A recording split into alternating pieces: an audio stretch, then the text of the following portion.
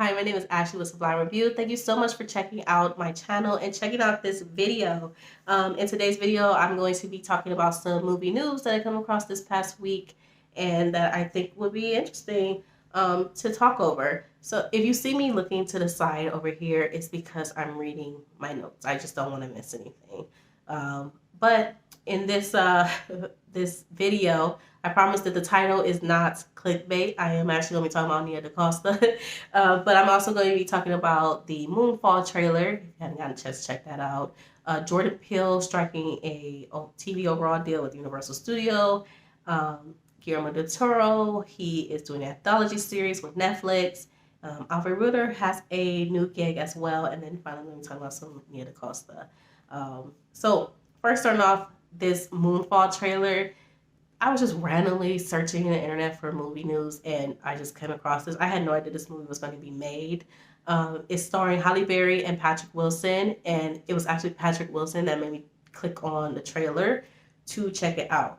I gotta be honest with you, I barely even remember what the trailer was, but the movie overall is just about it's a disaster film about the moon threatening the Earth's existence. So I guess the moon was just sick of the Earth and decided to throw hands and just is now like shooting off rocks and killing poor astronauts who are floating around in space. You know, they didn't deserve that, but maybe the moon felt like they did, right? This movie is going to be directed by Roland Emmerich, who also directed Independence Day, The Day After Tomorrow in 2012.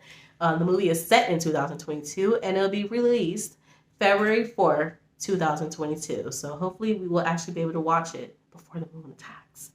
I just noticed that this movie has a $140 million budget, which makes sense because, you know, it's a disaster movie. They have to have like these big budgets, I guess, but holy crap, they actually expect this movie to be like really huge. I don't know, I guess I just have a very low opinion of disaster movies, so my expectations are very low. Like literally the only reason I care about it is because Patrick Wilson is in it. So hopefully it actually turns out good. I love Patrick Wilson. Anyway, moving on to the next piece of news. I'm not going to go into Jordan Peele news. I'll save that for the end. Because that goes in line with the Nia DaCosta news.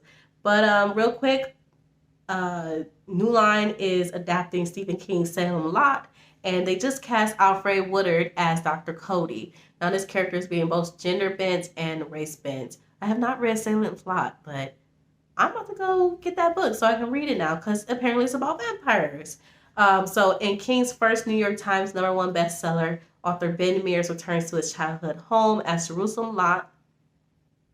Returns to his childhood home of Jerusalem's Lot in search of inspiration for his next book, only to discover his hometown is being preyed upon by a bloodthirsty vampire. This is going to be produced by James Wan and Michael Clear for Atomic Monster and Roy Lee for Vertigo alongside Mark Wolper. Ugh, that was a lot to say. Alfre Woodward is going to be starring it. She's been having like, I never really followed Alfre Woodward or anything like that, but she's been killing it. You know, she was in Clemency. I thought that was a good movie. It was a little slow sometimes for me. And she has additional goods. She has additional gigs coming up as well. And now she has this as well. Like, go Alfre Woodward. Like, in the article, they talk about her gigs. She's going to be starring in the Joe and Anthony Russo directed film The Gray Man with Ryan Gosling and Chris Evans. Ooh. As well as the psychological thriller Viral, which reunites Woodward with her Juanita co-star Blair Underwood. So homegirl is getting like some work, and I'm really happy for her. Like, I love these like black actresses, you know, these older black actresses out here getting more work, and this should be interesting. I'm ready for more vampires on the big screen, just to say, just to see it, right? So we'll see how this goes. They didn't say when they'll go into production, so hopefully that'll be soon. Because sometimes when you don't hear when it's on production, it's like, okay, this is going to come out 2022, 2023. How long are we going to wait here? So I'll let you guys know what they say. The next piece of news is Guillermo del Toro. He has a new horror anthology series. And what attracted me to this news was that it will reunite Babadook star Essie Davis with director Jennifer Kent. This comes from Hollywood Reporter. I don't know if I mentioned it, but the Salem Lot comes from Deadline. And I'll link these pieces of news below so you can check them out and read them for yourselves. But yeah, I'm excited about this. I really enjoyed the Babadook. I thought it was actually really scary. Now I want to watch it again. I'm definitely going to check it out again to see it. And I'm excited to see these two together. I think both the actress and the director did a really great job in the movie. And I want to see what they bring to this. You know, this is kind of gives me like Black Mirror vibes because they're going to have different directors and actors and, writers for each episode. And I want to see what's going to be, what they're going to do for us. They describe it as 8 episodes that will be a collection of unprecedented and genre-defining stories meant to challenge our traditional notions of horror, whatever that means. Some people that I just kind of want to take note of that are going to be a part of this project is Catherine Hardwicke from Twilight. She directed Twilight. Mika Watkins from Black Mirror. Let's see who else. Andrew Lincoln from The Walking Dead. He's an actor. He'll be in. You guys probably already know him. Yeah, they have a lot of big name talent in this, so this should be pretty good. Yeah, it's an anthology series. Is currently in production, so we'll likely get this in 2022, which is great. I'd rather hear that I'm getting something sooner than later. Now, the last piece of news is that Jordan Peele's Monkeypaw production strikes TV overall deal with Universal Studio Group. This was brought to us by Deadline, and it's exactly as the title reads. He gets this multi-year television deal. This comes after his first look TV deal with Amazon Studios back in 2018, which was, I'm not really sure all of what he's done with Amazon. I know he had that show Hunters. I watched a couple of episodes of that, but other than that, I'm like, yeah, I'm not sure what else they've produced for him. So it makes sense for me that he's going to Universal Studios for a TV deal because he has a film production deal with them. Anyway, this new deal was made only easier following the strong stretch of success on the film side between NBCU and Monkeypaw Productions. And that's so interesting to me. It wasn't necessarily his work on television. I think he has a few projects that he's produced on television, but more so his projects on the film side. I don't know, that's just interesting. This comes after the release of Candyman, directed by Nia DaCosta, which was #1 at the box office. In the article, they describe him as a visionary, and I would agree with that. Jordan Peele is one of my favorite storytellers and directors I'll say storytellers in, mainstream. I really enjoy his work, but I do think that as a writer, there has been some flaws, like some real issues with his writing. Like it started with Us, and now here with Candyman. I know he co-wrote Candyman with Nia DaCosta, but also someone else. I forget the guy's name. If I remember, I'll probably include his name below in the description box. But the guy who also co-wrote Candyman also co-wrote, I believe, Get Us as well, and Get Out.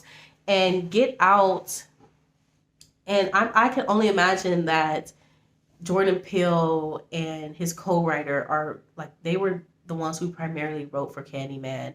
And I'm just not really here for it.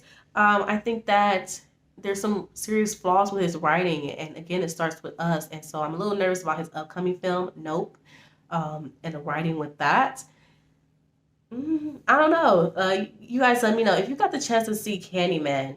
And I have a review on my channel for Candyman, so you already know how I feel about it. I didn't like the movie, and I think the writing was the worst part of it. If you have checked out Jordan Peele's movies, and including this, he didn't direct this, he only produced it, but still, like, what do you think about his evolution as a writer? I kind of feel like he's downgrading a bit. That sounds a little harsh, but hopefully because it's been some time between Us and Nope, that he'll give us more of the writing that we got in Get Out. Yeah, so anyway, Good for him though, getting this overall deal. I do like root for everybody black, provided that they give us quality work. Hopefully, he will give us some nice, high quality television shows. I want to see more from him. I haven't given up on Jordan Peele. I want to see what else he can bring to the table. It's only been like a handful of years since Get Out, since he's really started to make his way through Hollywood as a producer, as a writer, as a director. So yeah, I can't wait to see more of him. I'm still going to give him a chance. Um, Even though Candyman was not that great in terms of like the writing and stuff. But let's talk about Nia DaCosta real quick. Man, so this past week, if you haven't already, then you should know that Candyman was one of the biggest opening weekends. It had like one of the biggest openings weekends. It made 22 million in the box office. It was number one at the box office, which is the first time a movie has been number one from a black female director. It's the first time a black female director has achieved this milestone.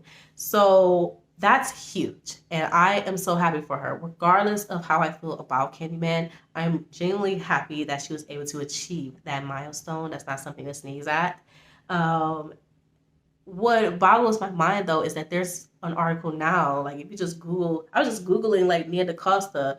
I was like, oh, Jordan Peele got this television deal. Like, okay, what's going on with Nia DaCosta? The actual director of the movie. Like, what she's getting out of this too, aside from her Captain Marvel gig.